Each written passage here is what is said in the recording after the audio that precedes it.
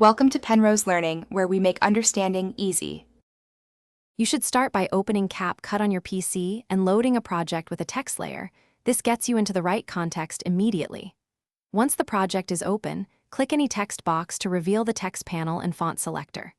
Make sure you are signed in and running the latest app version, because search features and fonts update frequently. Now, with the text panel visible, you're ready to search.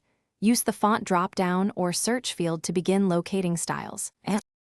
Once the font drop-down is open, type a keyword or partial name into the search bar to quickly find matches. This is faster than scrolling.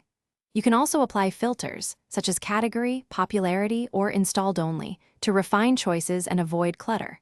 When you click a font, preview it on your selected text and tweak size, weight, letter spacing, and line height to see how it performs. Keep switching previews until the font reads well at your target resolution. To finalize, add any new fonts by importing them into Capcut or installing them to Windows so the app detects them. Then mark favorites or use the recent list to speed future access. Make sure to apply the chosen font across title templates and check playback to confirm consistency. If a font doesn't appear, restart Capcut and your PC, verify the font file is compatible and installed for all users, and ensure you have permission to use that font. This resolves most issues.